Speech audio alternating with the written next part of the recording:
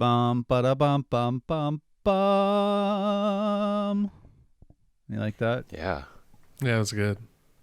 Real Weirdos. Jesse Ketman with my co-hosts Jeff Casino. How you doing, my friend? You feeling sexy? Feeling loose? Oh, I'm feeling great. This movie's about me. Is it? Yeah. All right. Well, I guess we'll get to that. Yeah, I'm one of the men. Alex Abear.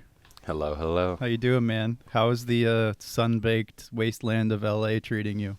It's baking. It's sunny. There's still 3 million people who decide that they want to live and drive on the freeways here every day. So.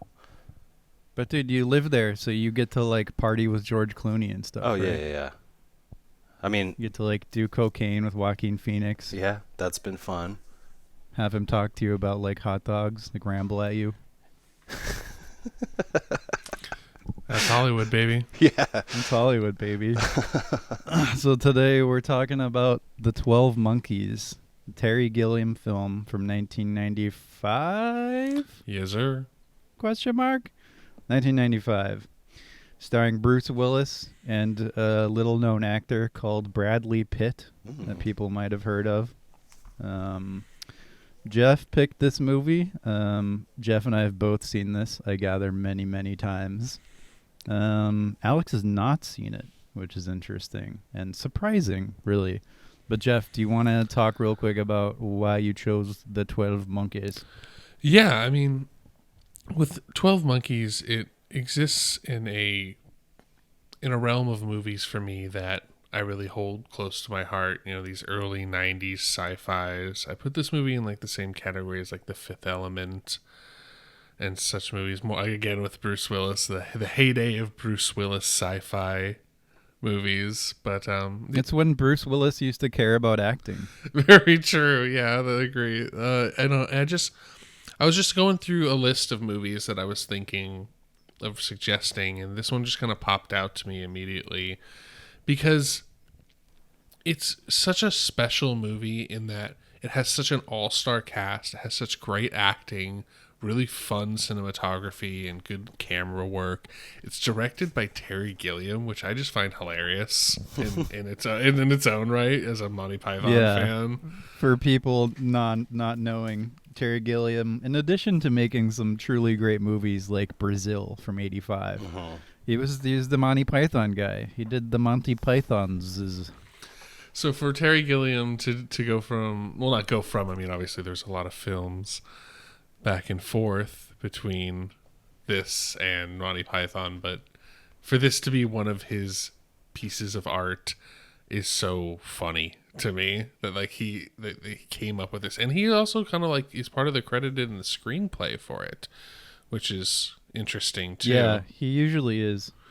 Just can't. It's just funny seeing Terry Gilliam writing this like high sci-fi. It's funny because when you watch the movie and you know that, you can see that influence like peeking through. There are some moments in this movie, especially like when it's in the future world, and it's like it just has this bizarre quality that transcends like the dark bizarre and becomes almost comedic. Like it's not comedic, but the tone somehow is so ridiculous that it feels comedic. It's less comedic than something like The Fifth Element, but not quite so serious as something maybe like Blade Runner. Like Blade Runner has that like serious noir vibe to it. There's like no moment where you like break a smile because you're laughing at something funny happening on the screen. But in this film, even from the start, when he's like lying in the bunk with his buddy, there's like this energy that, I mean, it is like a very mid-90s kind of like energy, but it's not hokey or anything like that. And it's not like a comedy film, but it just doesn't seem to be so, I don't even want to say the word pretentious, but it doesn't seem to be as pretentious as something like Blade Runner. I think a lot of what makes it seem like have kind of those Monty Python elements to a certain brain is that this movie was relatively cheap. Actually, he didn't get a huge budget. It was 29 million total, which for a movie like this is not a lot. So they really had to like do what they could with sets and practical effects. I think Bruce Willis took zero salary to make this movie. He only got paid after it was released, Oh wow. and Wow. stuff like that. Brad Pitt didn't get a lot of money. It's an interesting little moment in Brad Pitt's career because when they made this movie, he was still unknown. But by the time it came out, of course, you had things like Interview with the Vampire Okay. and what's the one where he like fights a bear at the end and it's like the Brad Pitt glamour show? Oh. What's that one called?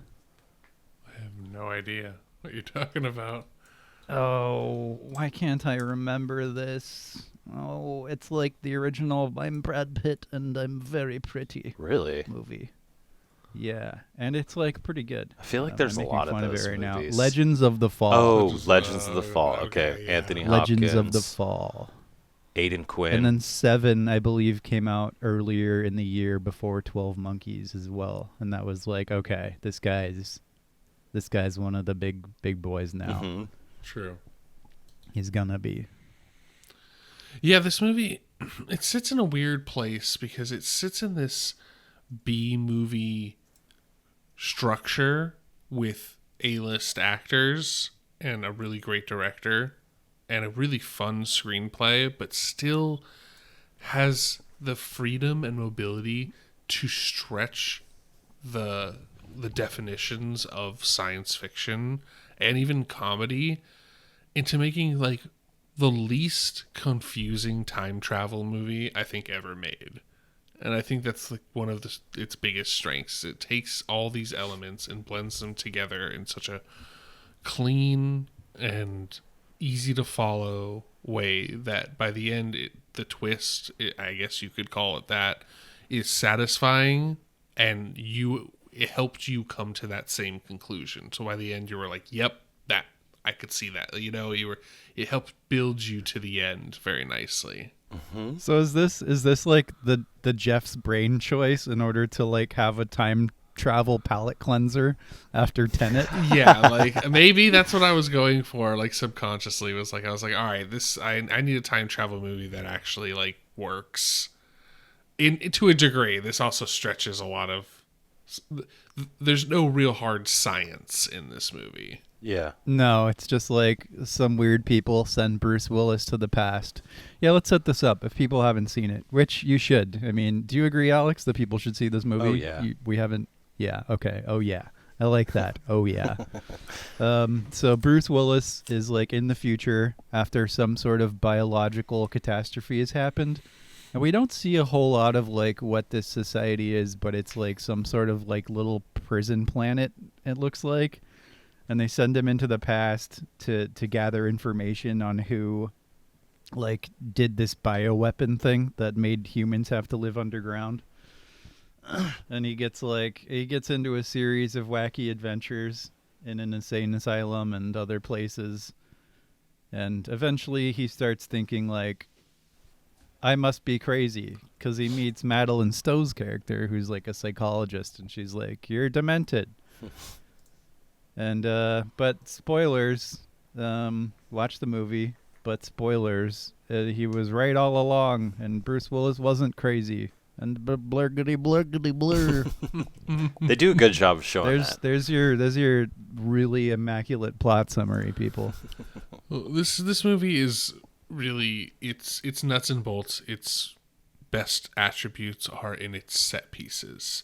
It really is able to create these tactile, breathable set pieces that feel not real, but feel like something that could exist. And you see influences from this film everywhere. I've so many little things here and there, so many little details I've seen in other video games and other media. So this is definitely a very influential science fiction film. But at the same time, it's so unique in the way it's created this future that's so backwards to what the present is supposed to be, or the past in this time, but also at the same time very much like a mirror universe in the way like that people with mental illness are treated, in a way like it shows him being scrubbed down in the same manner when he was decontaminated and when he was taken to the insane asylum. So there's this kind of like this tongue-in-cheek parallel between like this chaotic future and the present and how we like approach mental illness.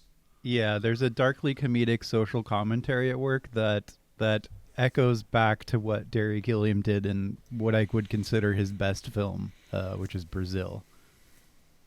Yeah, I was gonna say that the set of doctors, you know, like that board of doctors that are sending him to and from the past, they're hilarious. I think that like they have like this weird Monty Python kind of energy in the movie, where you're just like, no way, is this what the future is really like? I love the little thing that like you can see all their faces, that like little ball of like technology that goes, The little Star Wars yeah, ball. like goes right up Yeah. to his face, and you can see all of their different faces like looking at him and monitoring him. I thought that there was something to be said about like you said, Jeff, like this idea of like this almost comical, satirical view of what we would see mental health as in the future. It rides the line between serious and comical in a way that like only Terry Gilliam knows how to do. Yeah.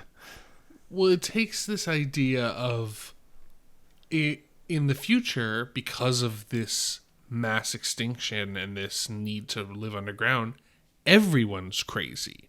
If you put somebody underground for most of their life and then let them go up above ground, they would act the way Bruce Willis acted when he was like in the car with her, which I would say is the scene that he seems the most mad in, is when he's like laughing and smiling at the music and breathing in the air.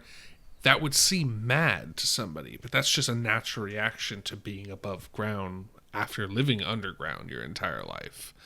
So there's these really great parallels here, but at the same time, he has this brilliance of making it seem like Bruce Willis is the only sane one out of everybody in the future. Like he's the only one that like remembers things. Like they send him to the future specifically, or to the past, excuse me, specifically because he remembers things. Because he, not the scientist, but he can remember long strings of numbers. So you already have lost total faith in the authority figure of the future. Yeah, like the boy in the barn, right, with the pipe. Like that's like the first big thing when he's in the car, I believe, listening to music, is when he says that, because she's listening to it on the radio. He's like, oh, they're gonna find her in the barn, right? And then when that actually happens, that's when it, for Madeleine Stowe's character too, that's when she's like, holy shit, like maybe this guy actually isn't crazy. So they had a thing going. I think like Terry Gilliam was unsure if he wanted to make the ending ambiguous or not. They ended up going, it's not ambiguous. By the end, it's not ambiguous at all. It's like, this is what it is. Do you like? I respect that in this movie. I think that works. Like, I like that I don't have like, you know, like your little Ridley Scott bullshit at the end of Blade Runner. Is he a replicant or not? Yeah. And you're like, no, that ruins Blade Runner if he's a It replicant. does, yeah. And he's not, by the way. Exactly. And if you think so, you're wrong, and read the book. But like, do you agree with this movie? I like how it's just it's a complete package. You know, it doesn't have these loose ends. In this case, Well, yeah, I mean, that's why I consider it one of my favorite sci-fis, at least of my childhood, is because I, as a kid, understood it. When I watched it, you know, That's a 10 good years point, old, yeah. maybe when I first saw it, I understood it from end to end. I didn't need some kind of, I mean, back then there weren't websites, but, I didn't need to have it explained. I didn't need multiple watches like a lot of other kind of cerebral sci-fi that I would watch at the time. This movie was just, it did so well at conveying what was going on, who were the major players, and setting them in places where the time travel made sense. And that is what I love so much about it, is it makes sense. And I just want to circle back real quick, Alex, to your little point about the little orb that had all their faces in it. And I have a couple influence comparisons, like things I've seen that have been definitely influenced by this movie. And one of them is, if anyone has played the video game Fallout New Vegas, there is a DLC for Fallout New Vegas called Big Mountain, where you are taken to a kind of isolated industrial science complex and questioned by a board of, albeit robot scientists, but each of these robots is an orb of like mouths and eyes and faces. That's cool. Just like, so there's these little influences that have trickled into other media that have Also, the whole tone of that DLC Yep. is comical in a Terry Gilliam way. It is. For It's sure. very silly, but still kind of runs the line between silly and serious, because there is a lot of like death and darkness in this area called Big Mountain, and it's just there's a lot of influence of 12 Monkeys in that DLC, and it just popped out to me right away when I was watching this again. I got some Matrix vibes too. So, Alex, like, what were your thoughts watching this for the first time? Because I was jealous. I was jealous that you got to watch this for the first time. It was like, so I started it and I knew it had something to do with sci-fi. And I had seen pictures before, like stills or something like that, of Brad Pitt's character. So I knew that he like came to this film. His character has kind of like a lot of energy, but I didn't realize like the actual context of the story. But I thought that this movie, like when I started it, it was kind of like, I was like saying to myself, okay, what's going on here, right? But then the movie would very smoothly like explain it to me in a way that wasn't too convoluted or anything like that. And we talk about movies sometimes that like try and carry too much on their shoulders or like back themselves into a corner with the amount of themes that they're trying to bring up. And you guys are talking about how this movie's really tight and like clean on the edges. I feel like that's what the viewing experience was like. It's so clean. It's such a, I don't want to say it's a simple story, but it's so easy to follow, and everything is done so well, and every scene is necessary. That I don't know. To be honest, I like keyed in really on like this like kind of dramatic struggle with not Brad Pitt, with Bruce Willis's character, of whether he was crazy or not. And it had me really convinced. You do have a nice middle section a little bit where you as the audience do question, is he crazy? Exactly. And I thought it answers perfect. it for you pretty quickly, but it is nice having that. Yeah, it's a little backstory for anyone listening. I've always had this movie. I've like owned this movie for a very long time. It's just sat on my shelf, and it was still in its shrink wrap when I took it out to watch it. So I've definitely like. That's crazy. I know. I don't know It's why. Crazy you hadn't seen this. I know. There's every reason for you to have seen this, and no reason not to. It's almost like like there are movies like Trainspotting. There are movies like The Big Lebowski. These random little cult movies that also a lot of young people or just people who like movies in general will say like, oh, have you seen this? Oh, you got to see this, right? It's not quite so far as Holy Mountain area region, but it's like, oh, these are movies like that kind of fall in between the cracks, but you should see them. I had that done with so many movies. Trainspotting is like the biggest one I can think of. But none of my friends or anyone I ever met suggested to me like, oh, you need to go and watch this movie. Like, it would just be kind of like a passing thing, like, oh, yeah, this movie's okay. But never really talked about it. So I really had no value judgments or anything. I had no idea what this movie was actually going to be about. Yeah. It's a weirdly over the top kind of movie, and yet it's not. It's difficult to put your finger on exactly what it's doing, except to say that it's Terry Gilliam. Mm-hmm. Well, you it doesn't introduce themes that A, overstay their welcome, and B, get left on the boilerplate. And that's two huge strengths in its favor, are kind of like what you were mentioning, Alex, is that it doesn't create themes that you get bored of, or that it doesn't answer quickly. It'll create a situation, give you the exposition really cleanly and nicely, and then now, okay, we're all on the same page. That makes sense. Mm-hmm. Yeah, it's a solid plot that allows the visuals and the actors to play. Yeah. Agree. Bruce Willis in this movie, it was so strange because it's been so long since I watched a movie where Bruce Willis actually did acting instead of just saying lines. Mm-hmm. And he's like really good in this movie. I did have a question though, because there's a few moments where I thought, is Bruce Willis's performance just like a little too crazy given that like within the context of the movie he's not actually crazy? Well, I think that speaks to what I was talking about before about our interpretation of crazy. I think that's almost an intentional. I think you're asking that question is a success on Terry Gilliam's part, because you're supposed to be questioning what is crazy. That is the subtext, I believe, of the movie. And like I was trying to say is like he's been locked in a prison cell for most of his life, what I would assume would be quite a long time.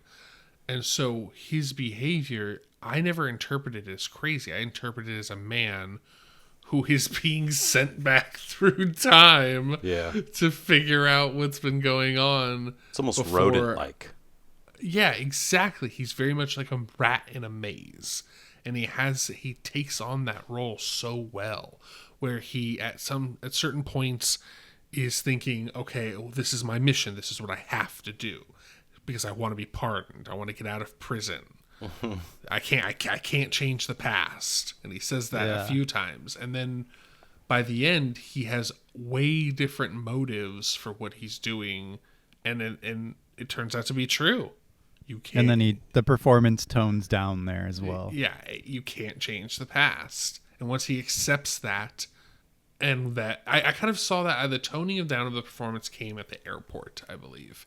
Once he kind of realized, like once he saw her with the dyed hair, he was like, "Oh, okay, like this is my dream. I've been seeing what I've been supposed to be doing. This is my message to myself. Here we go." Yeah, the overacting, and I think there is some overacting there, but I think it works because so much of the movie has this like garish overstatement of things. Like the movie uses like cartoons in different scenes to heighten its like ridiculous tonality. Or like Bruce Willis will be like, he'll be pulled back into the future and he's like drooling because they gave him drugs. And he's like under this blanket that has teddy bears all over it. And it has this like, it's like this childhood aesthetic, but also like grimy and weird and like. No, it's definitely a big play on this whole like Arrested Development, or like this being locked in childhood, being locked away. Because he was a kid when he saw the murder of himself, and there's a little bit of like time poisoning, I like to call it, is when one timeline starts to affect the other, not in the kind of like a grandfather paradox way, but just in a slow and sinister way. And I think that was definitely something that was a factor for him, was that this kind of like. Because the world ended very shortly after that. So he was pretty much just stuck at that age. Apropos of the acting, you also have, which I'll ask you guys what you think is the best scene in the movie in a minute here, but when you have Bruce Willis overacting as a crazy person and Brad Pitt overacting as a crazy person with Terry Gilliam directing, the results are fucking wonderful. The whole sequence in the mental hospital is one of my favorite sequences in cinema. It's so good. The whole movie could have been that sequence. The whole movie could have been like a warped one flew over the cuckoo's nest. Yeah, exactly. Like it was, and I would have loved the whole 92 minutes, 2 hours of it. I would have loved it. It was just that, but it wasn't. And the other things it was fun too. And I love that you read my mind, Jesse, because I really wanted to go and say, like, how about Brad Pitt's acting in this movie? Yeah, like, could he do that today? Do you think, like... I don't think he has the energy. His hand movements are the same. Oh, no, I was thinking, like, would the political correctness minds just lose their marbles Oh, sure. over the Brad Pitt performance. Yeah, definitely. I mean, I wasn't even thinking about that. I was thinking It's about insensitive. yeah, there would definitely be some kind of like, whatever. Oh, that's what you mean, backlash like that- on mental health. Okay. Yeah. Because I was Yeah. like, did he I- say anything did he say anything crazy while he was doing his diatribes in the movie? But no, I know what you're saying now. Like, that's not an accurate representation of what people with mental health go through. Yeah. Yeah, but it's like it's such a good performance. Whatever he is pretending to be is so spot on, and I love like the little details, like his eyes, Yeah, so his what's going his on with that? pupils. I don't know, and I'm sure I'll tell you. Okay, I know. I'm sure I'll tell Jesse you. would know. All right. Terry Gilliam was trying to get the performance he wanted out of Brad Pitt, and he ended up taking away his cigarettes. What? Wow. Yeah, he took away Brad Pitt's cigarettes, and then he got the performance that he wanted. So part of just the manic behavior was just like a guy withdrawing from nicotine. That's I mean, awesome. not to take away from Brad Pitt, who is brilliant in this movie. I think it's one of his best roles. It is so overstated, but at the same time, like the nuance with which he does everything from like his little visual tics to, I don't know, him playing with the environment. Just everything about it is perfect for this movie. Yeah, I mean, the writing is like so good that when he's going off on these rambling and crazy like things that he's saying, you can tell that Brad Pitt is in the movie too. Like, you're questioning whether or not Bruce Willis is crazy, but I was also questioning Brad Pitt's stuff, because some of the stuff he says is so coherent and lucid in the midst of all of his jumbling and jumping around with like his pants off. But like the escape scene, he blends his instructions to Bruce Willis's character in his crazy tirade while he's running around. He's saying things like, "Oh, now's the time to do it," right? Like, now, if anyone wants to go, they got to go now, or like last chance and stuff like this. And I was just like, holy shit. And to do that as an actor, to like contain all that energy, but to still be like moving the story along and not just being some weird caricature of a crazy person, I thought is really good by like young Brad Pitt, right? I will say his hand movements, the way he does the like finger guns when he's talking sometimes and snaps his fingers, that is still very Brad Pitt today. Like, he does that, his hand movements are the same, and I thought that was just like a funny little gem to throw out there. Also, a lot of man ass in the movie. Oh yeah, if you want to see both Bruce Willis and Brad Pitt's butts, this is the movie for you. Yeah, I kind of In the same movie. This movie kind of made me realize how much I enjoy Bruce Willis's butt. Yeah, Bruce Willis's naked form, and also He's a well sculpted man. long-legged women in short skirts. Oh, Madeleine Stowe. Is- Before we get too far away though, I had a moment when watching Brad Pitt, and I was like, this could almost be a Tyler Durden origin story. Exactly. Oh yeah, some of his rants are very Durden-esque. They're very kind of Chuck Palahniuk influenced, kind of these like hard, quick cut rants that still have like a lot of cohesion and points to make about society. I mean, some of it was like socialist and Marxist propaganda almost verbatim, just being read out to him, and it was really great of how he was able to tie all of that into this really seemingly nobody of a character. Like, because at first Brad Pitt's character seems like just kind of somebody who's going to be a side character, because there's a large gap where he's not in the movie between the mental institution and when we see him again in the dinner party. It's quite a large chunk of the movie he's not present. So it's kind of strange the way they did that, because it almost seems like at first he's just going to be a character you meet in the insane asylum, and that's it. And he blended that role so well into what I really feel is the point of the movie, which is like, this structured, almost corporatized approach to mental health has created more harm than it has good, if that makes sense. Yeah.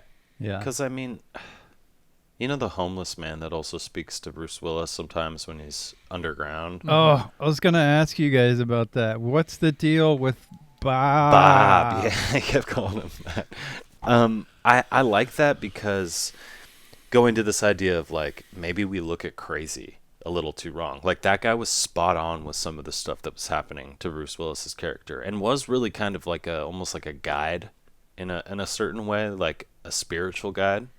But it's made me like rethink now, like every time I walk down the street and there's just some rambling homeless person, I'm like, hold on. I have to rethink this and like listen to what they're saying. Are they trying to like inform me of some crazy like apocalyptic society? But That's so amazing that you say that because that links perfectly into the second big influence that I feel this movie has done. Again, on a video game, because that's just my background. But there's a video game out there called Indigo Prophecy. It was also called Fahrenheit in Japan. okay. But it's a narrative-based game. Not many people have heard about it, but it's really, really dark and sinister. And there's this whole underpinning of like the homeless that like know what's really going on and what's really happening, and they end up being like the last bastion of like human survival in this like neo nuclear winter future. It's very interesting, and there's a lot of that subtle 12 Monkeys influence in that game as well. Did you like that character, Jesse? Did you like the homeless man, or did you think that he was like significant? I don't quite know actually, because that's the one part in the movie where I'm like, still like, okay, what's going on? Because he's very liminal. Yeah. He's a very liminal, trickstery kind of entity where you're not quite sure what reality he's inhabiting, because he inhabits both and neither. And you never quite get an answer as to like who he is or what's going on with him. Whether he's just like an invention by Bruce Willis to a certain extent or not. Yeah.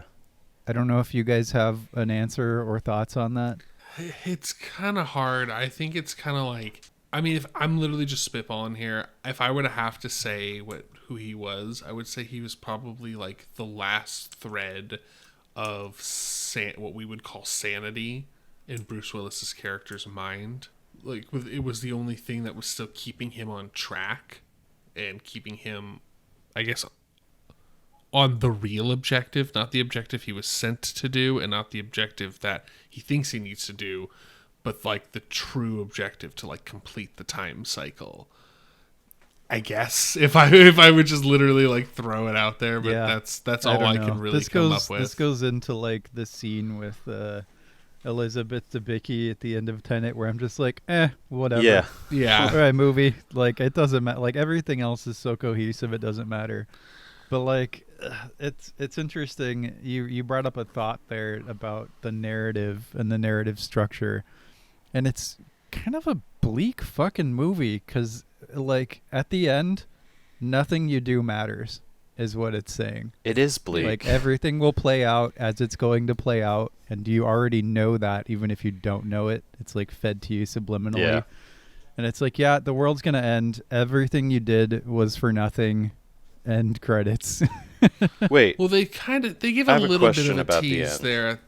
Yeah, they give a tease there at the end because they like David Morse's character meets up with the Female. Yeah. scientist, and it's like, is she the future version of herself, or is she No. the past version of herself? Yes. Really? See, I didn't agree. I don't agree, because I felt like she was the same exact age as she was in the future. Oh, I think that was her for would've- sure. From the future. Once they needed Bruce Willis to kind of hone They in like on got it. they got the info. They needed Bruce Willis to play the part he played in order to lock down who exactly it was that like unleashed the virus. So they locked it down, and then they sent her back. Yeah. Because she's like the lead scientist researcher. She and repeats to his character what he says to Madeleine Stowe at the he paraphrases, not repeat like verbatim, but what he says to Madeleine Stowe at the book signing, where he's like, it's actually like the people destroying the environment that are the insane ones. And then she says, man, something about humans and like people and something like that. And he goes, yeah, I agree, actually. I think you've hit the nail on the head. With his weird red wig thing on, And then he asks her what she's in, and she says insurance. And I'm like, Yeah. okay, this is the insurance. You going back in time. She's probably, I'm thinking like she blew up the plane. Oh, Like, or she kills she him did. somehow so he doesn't spread the virus, right? oh, Well, he you could already be right. he already spread the Right? virus in a small way. Yeah, like he let that guy Like, sniff before it. he- Did. before he could spread it worldwide. Yeah. Because it was first detected, they said, in Philadelphia. And that was Oh. probably the first detection was in that airport by that like officer, and then or by that like airport person, and then you move on from there into the rest of the world. But she came back in time to stop that. Yeah. And she You guys could be right. You could be right. It could be more hopeful than I gave it credit for. I'm not too sure. Man, how gritty was all that Philadelphia stuff though? Oh, when he goes up? Jesus. Just the city. It's so gnarly in this Yeah. film. Well, yeah, I mean, Phillies can be pretty gnarly, but I think it's supposed to draw the parallels between like the steamy, gnarly future underground and like this like gross above ground Philly. I think that's kind of supposed to be like the parallels. Yeah, that's a good point, because like he doesn't ever come up to the surface, right? And he doesn't like, it's not like he comes up in like the hills of Ireland or some place where it's like super gorgeous and beautiful, right? It's like he trades the underground steelwork and like steamy, almost steampunk like atmosphere, and then when he gets up, it's like, oh, like this is the way that the world is. And like the mental hospital, I mean, I hope that mental hospitals were at least a little more advanced than the 1990s then, but like, holy shit, that was like a scene straight out of Amadeus, right? Like, Man, I don't even know if they're better today. yeah, I mean, the ones that are like, Unless you pay $8 billion. So, what was your guys' favorite scene in the movie? I was going to ask you this earlier, and we steamrolled right over it, which is cool, but I am curious. My vote is the whole hospital sequence, for sure. Yeah, I'd have to agree with that. Like, there's other smaller scenes in there that are really fun. The whole kidnapping sequence, I think, is pretty interesting. I think it's kind of cool, like how he's like frantically gathering information, and it's like he looks crazy, but like things are lining up. Like when they like hog tie the people together, the like hippies, and they're like getting the information, and she's like sitting there like, oh well, like this guy's obviously violent and crazy, but at the same time, like these people are confirming what he's saying. And so, like, I thought that was cool. But yeah, the hospital sequence, the asylum sequence is the most, like, it's the strongest sequence in the movie. It's funny. A lot of plot happens there. A lot of the exposition. It's just good. that scene, I'm having trouble picking like a favorite scene. Also, but I mean, like that scene is amazing. I probably would pick that scene, but to try and, for the sake of like difference, I really don't. Diversity. Exactly. I honestly, my favorite line in the movie is in that scene, which is, "Are you also mentally divergent?" I love that guy. I love the dude wearing the tux when he comes up to him. Oh, And yes. he's like, I don't actually live on Hermaculum. Or yeah, yeah, exactly. And I'm like, how are you so like lucid to your situation? Yeah. Like, it's just like, I'm crazy. I know I'm crazy, but I'm like legitimately in this other place in my mind. And then the camera pans down and he's wearing bunny slippers, right? Like that's Terry Gilliam with his like, that's like just Yeah. perfect right there. I have another great line. Hey, is that the cops? I'm an innocent victim here. I was attacked by a coked up whore and a crazy fucking dentist. Yeah, that made me legitimately cackle. Like, that was such a good line. I had to write it down. There's a few things, like I really like how they set up the technology for the future. It's such a strange way. Like he gets back to the past via time spiders. Wait, that's what happens? Yeah, so those spiders, the one he swallowed, they ask him when he comes back. They're like, what did you do with your such and such device? And he was like, oh, well, I didn't have anywhere to put it, so I swallowed it. I don't think that's what that was. I think he was just like collecting samples, but he didn't have somewhere to put it. I don't know if that had anything to do with the time. There was definitely the teeth. But I don't think the spiders was a thing. I don't know. Maybe I'm wrong. I just kind of felt like that was like a recurring thing, the spiders. Maybe we'll have to pay attention to that on our rewatch. The future, like, is still, like... I mean, there's always... Terry Gilliam, Monty Python, they'll always like to poke the belly of, like, you know, the big dominant culture at the time. But I think that it's so funny, like, how incompetent some of the future scientists are when they're sending him back to like the wrong time periods and shit. He's like, no, you sent me back to this time, and they're all like, oh really? Shit, like I didn't know that we did that. And then they sent him back to World to War the I. trenches in 1917. I was like, oh, this is fucking awesome. It's like Terminator style. He just shows up butt ass naked, right? And like that scene is so out of place for the whole movie, but it's still so perfect, and it's just like, you can tell they shot it on a budget too. Oh, it's so I know. It's shot in just a studio with the lights turned down. Like it's so, but the camera work in this movie I think is something that's really unique too. This movie utilizes a lot of, which I think was pretty unique for the time at least, were these like interesting ways to shoot, like these interesting, a lot of diagonal angle work, a lot of low down camera shots, a lot of shooting from the ground or like shooting from right below somebody, doing like these strange wide close-ups, if that makes sense, to where there's like distortion from the lenses and then a lot of negative space in one corner. I don't know, just a lot of interesting shot composition that I feel needs to be mentioned. I don't know where exactly I'm going with this, but it just feels like it needs to be mentioned because it was, I think, specifically unique for 1995. So, if the movie has a worst element, what do you think it is? And why is it Madeleine Stowe? Yeah, she's not. She's I've not seen her great. in another She's film. not Yeah, great, she's not a good man. actress. She's not a good actress. I looked at her IMDb and I was like, okay. Yeah, me too. I was like, what else is she in? You know what she reminded me of? I like the movie Dogma. And that movie is full of great character actors and people being great at what they do. Everything from Chris Rock to George Carlin to Jason Mewes. But then that central actress, I don't remember her name, she plays Bethany, is just like bad. Mm-hmm. She's so flat and has no range. And I'm not comparing directly Madeleine Stowe in this movie to that, but that's what it reminded me of.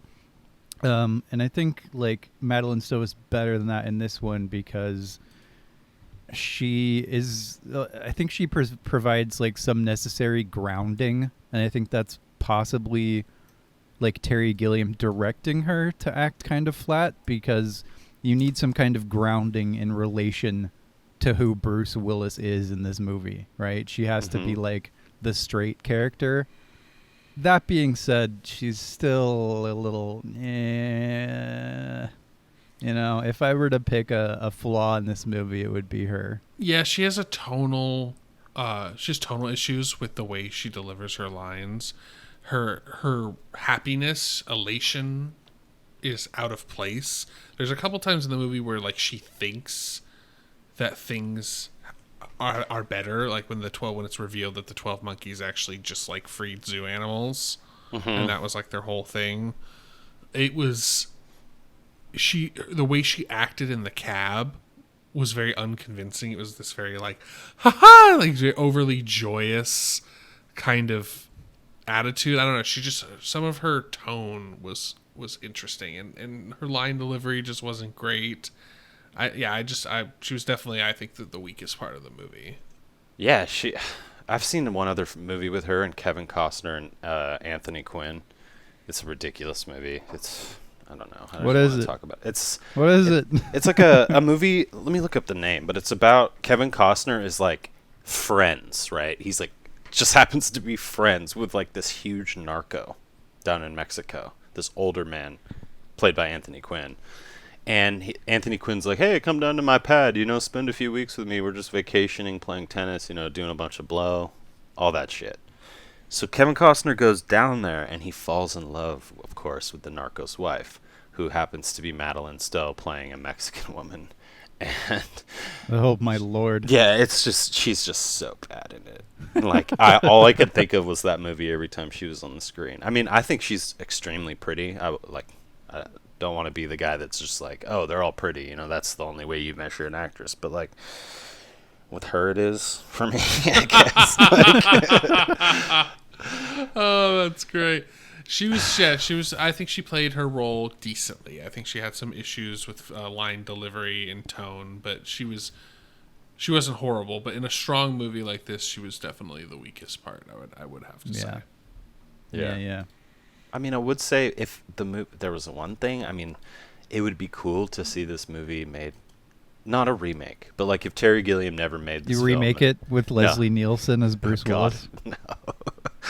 But if they like did this movie, like if he just did it in the present time, maybe when technology was different, it'd be cool to see maybe how he would do some things otherwise. Like, but the limits that this movie has based on its time period of when it came out do nothing to like detract from the movie. He didn't try and overachieve what he could when it came to effects or set design, like Jeff was saying, or things like that. I thought that was all like, I don't know, it's really hard for me to find something wrong with this movie. Like, I'd understand if someone saw it and was like, oh, I didn't really like it. But personally, I'm not saying it's perfect, but I don't know what it is. I don't know. I just think that this movie was like, it's such a nice package and it's so well done. Like, And it's so unique. Exactly, It's so yeah. uniquely Terry Gilliam. It's dark and gritty and grimy and crazy, but it's also like has this undercurrent of dark comedy. Yeah. It's a very specific tone, and it's not a tone that is gonna jive with everybody for sure. It was made at the very end of what I would consider like the second big wave of science fiction. Like it was made, the late '90s, the early '90s, mid '90s is when like Voyager and Enterprise, those Star Trek shows were kind of just coming to. Well, Voyager had just ended. Enterprise was coming along. There was a lot of like dregs of like the height of like Star Trek and Star Wars and all this kind of stuff. And Yeah, you see this with definitely. like The Fifth Element. You see, like I've said before, you see this. I wish I had other movies to compare this to, but there's a lot of this type of high sci-fi that came out in the mid '90s, and it was like kind of the last dying breath of this genre before it got really revived again in the mid 2000s. For what I'm considering right now, we're in like the third big rise with like Interstellar and Nolan, a lot of hard sci-fi, but. I don't know. Would you agree? Would either of you agree? Like, there's other movies out there that are very much like this, that have this B-movie aesthetic with A-list actors. And I can only think Yeah. of two right now, unfortunately. Both with I Bruce mean, Willis. Dark City is a movie I believe has the same kind of vibe or energy as this one, but just much Yeah. darker. Much darker. I love Dark City. But no, I think you're right. There was definitely like, I think Ghost in the Shell, which is, I mean, it's an anime, right? But like, it's a very influential sci-fi anime, was coming around out at this time. There was Event Horizon, Yeah, also. I definitely. guess you could put Jurassic Park in it, where it's kind of like this feel-goody, like adventure-y. Yeah, like, but Jurassic Park is like this like top tier, high Oh, man. budget film. I've got one for you guys. what? I've got one on for this conversation. So last night, me and my friends Ben and Volnick watched a movie from the same year as this, little movie called Oh Waterworld, Christ! starring Kevin Costner. We watched the 3-hour Ulysses cut, And I really didn't know what to expect because it's a movie. It's what I call a dad movie because it's like one of those movies that me and my nerd dad watched a lot when like I was a kid, Hmm. and I was expecting it to be terrible. And we were so thoroughly entertained for all 3 hours, and I loved every minute of Waterworld to my great surprise. And it felt like exactly what you're saying. It felt like a B movie that's like some studio would make for $500,000 to capitalize off of not Star Wars but like Mad Max. This whole movie is basically like a goofy ass Mad Max on the water. It has the most absurd dialogue. You have Dennis Hopper just devouring the scenery as the bad guy and smoking and like opposite the steady I'm Kevin Costner role where he's just so like I don't know, flat and stoic. Yeah. But yeah, the movie it feels like a B movie that was given $8 billion and it's all up on screen and like all this talent and it's amazing. It's so funny. It's like the moviest movie. Everything about it is just so movie. I don't even know how to describe it, but it's wonderful. I wish you guys had been there. I can't have believe we Dennis got through Hopper. all 3 hours. Yeah, that's and we crazy. were like, yes, that was time well spent. Yeah, Dennis Hopper is like the one person in that movie that I have like burned in my brain for some reason. The images of him. He was an interesting actor. That guy was an interesting dude.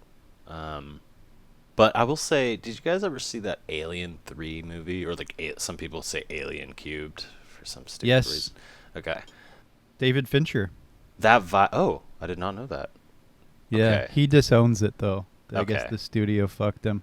That movie had the same kind of like the prison colony had the same vibe to me as 12 Monkeys. But you know it's hard because I don't know if it just has the same vibe because it's from the same time period. So I think of movies in that sense. I'm like, okay, what was Little Alex doing then, right? Like I build like little worlds or little, I don't know, how do I say this? Sites in my own history based on the aura of the decade, which I think a lot of people do, right? But whenever I watch movies, I kind of like bring those feelings to the viewing, regardless of what's going on. But I liked it. I thought it was, like, I liked Alien, the third one, is what I'm saying. I liked the world that they built or whatnot. I'm honestly almost tempted to do an episode on Waterworld. No, go fuck I think it would be so Go funny. fuck yourself. No, it's great. It's so great. No, you heard it here, folks. I do not co-sign this bullshit. What? I will You haven't say, seen it. everyone in does. 20 years. We seem to be doing this pattern, where we're like suggesting movies and things like that, and like we'll watch them. So, if it does come down to it, and it is, and Jesse does pick it, I will have to, for the sake of the Reel Weirdos tradition, as so far, I would have to, I'd have to just sit down and watch it and give it a whirl. But I think if nothing else, when you finally come visit us, Alex, we should hang out and watch it. It'd be fun. I would be definitely down to do that. So 12 Monkeys. 12 Yeah. Monkeys. got me the Go 12 see it. Monkeys. It's really fucking we good. we know how to end a podcast. That's right, baby. That's right. Jeffrey McElroy Casino. Have you seen anything else this week? Yeah, I've been kind of trying to think about what to recommend, but everything I want to recommend, I also want to do an episode on, so it becomes Oh, okay. a little difficult. No, you can do both. That's fine. All right. Well, Do you want to go back to you? Do Alex first? yeah, do Alex first because All right. I'm kind of on the edge here. Mr. Alex, quote unquote, Hebert Abear. What's your recommendation? That's perfect. I Or should just legally something you change my saw. name to that. I've been watching The Handmaid's Tale, the TV show.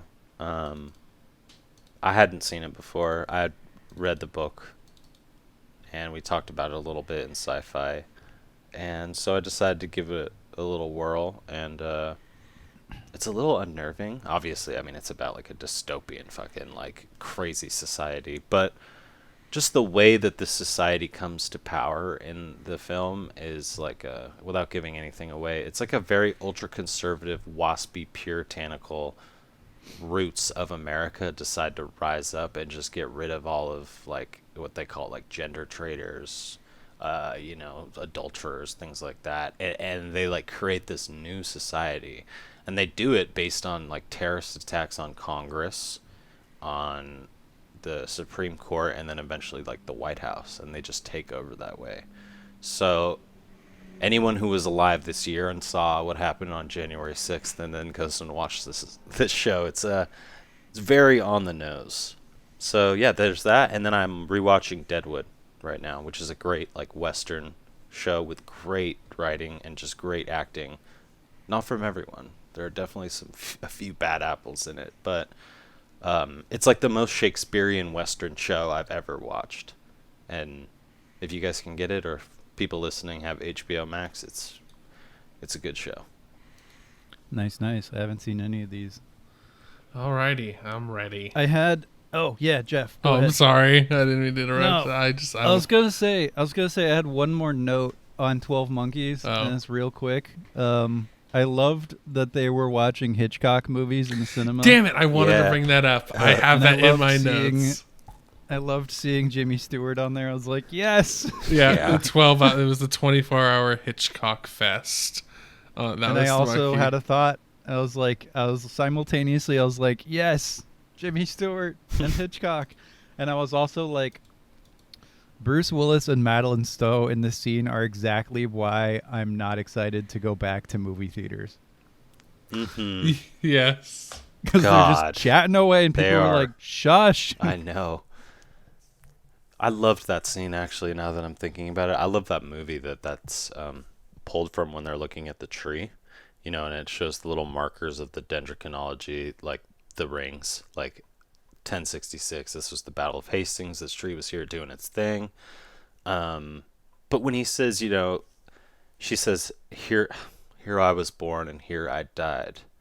It's like, it speaks so well to Bruce Willis's adventure in this movie, right? He sees this little like sign marker of like, he doesn't know what's going on in the airport. He's like, I remember being a kid and seeing this memory over and over. And then at the end of the movie, he can be like, oh, well, this is where I died. And I just thought that was a very good tie to the high, classic age of Hollywood. But yeah, that was a good point. I totally forgot about Alfred Hitchcock. 100%, man. Jeffrey. Yeah, so, I have a recommendation and then a good stay away from. I'm going to start with the recommendation. The recommendation is a movie called Kill Your Darlings with good old Danny Radcliffe. Okay. And it is, if you're interested in the beats and the beat generation, Daniel Radcliffe plays Ginsberg, and it's just a pretty nice and well acted biopic to that era of literature and art, which is an era that I hold very dearly. So Kill Your Darlings is definitely the recommendation to stay away from. So there's a horror movie that I have heard of over the years, and I've seen so many people recommend, and I never watched it because I'm not into these type of movies. What's it gonna be? It's called The Descent. Oh, I like The Descent. It's trash. It's such trash, and I can't get over how bad its only redeeming factor is that everyone dies. I couldn't handle it. The dialogue was awful. I mean, I get that it's a movie that takes place in a cave, but like, Jesus Christ, I couldn't see a single fucking thing that was going on. It's got crazy amounts of shaky cam.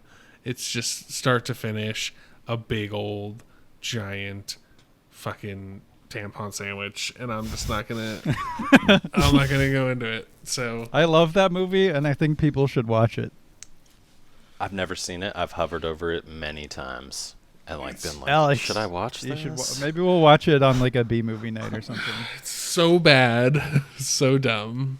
There are moments in that movie that I love. I don't know. It's been such a long time since I saw it, though. I couldn't speak to it in any detail. But Yeah.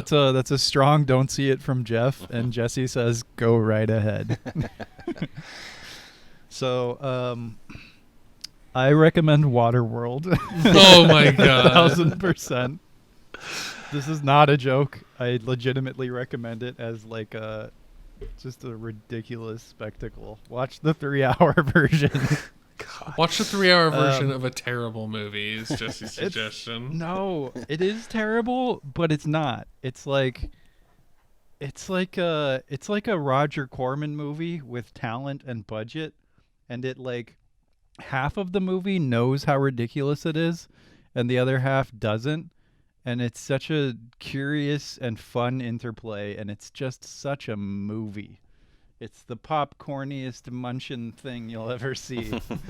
but I also saw a movie that I don't recommend, but becomes kind of interesting towards the end. It's called Underwater. It came out last year.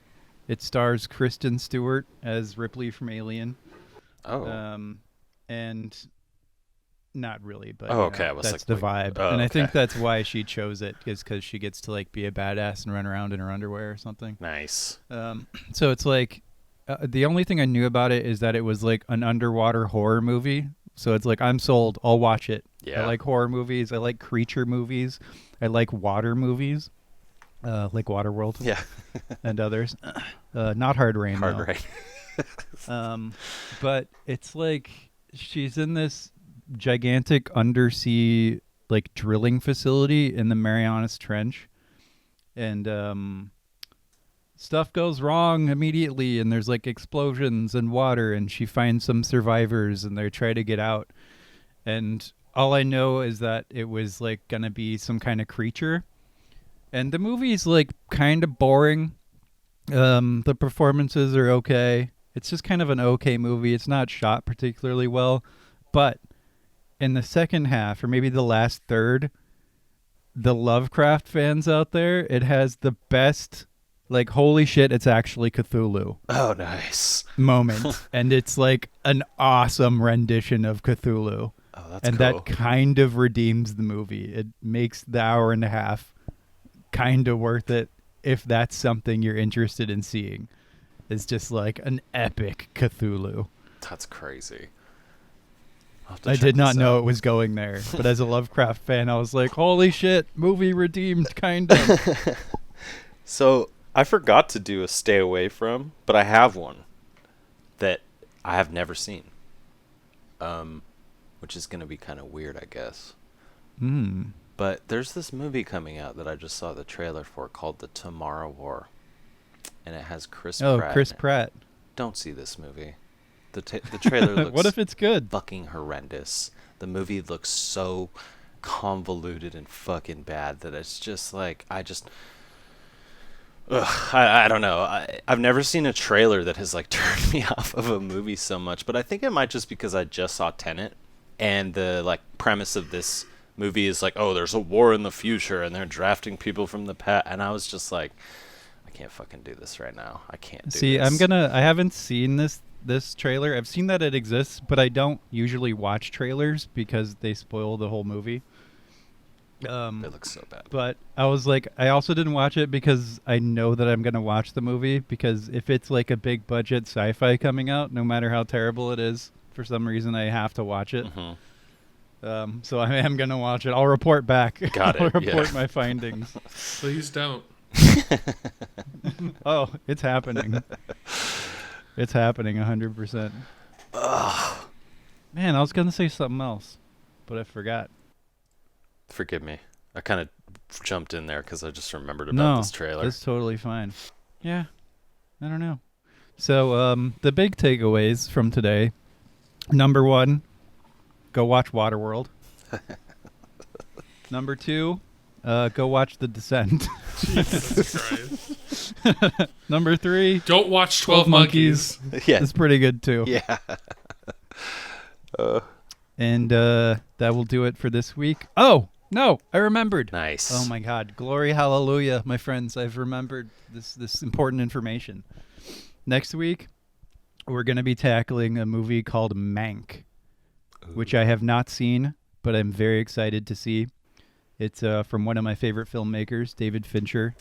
And it's a movie that apparently seems to be made just for me. It's about early Hollywood and the guy who wrote Citizen Kane and is sarcastically drunk and taking on Hollywood or something like that. And it's in black and white. So it's a very artsy fartsy, fuck you, I'm a movie snob kind of movie. Perfect for me. And I don't think any of us have seen it, but that's my decision for next week because I saw that this existed, somehow escaped my radar, and I was like, it's got to be this. It called to me. Alex will cleanse the palate with something just god-awful. Yeah, exactly. I'll find something right after. Alex. And then I'll pick the only good movies on this podcast. Alex, choose Waterworld. Do it. So this next movie we're going to be watching is Mundo de Agua, which is, I don't know if anyone's heard of this. Is that a movie? No, it means Waterworld. It'd be the literal translation in Spanish. I don't even know if that's what they call it. Oh my god.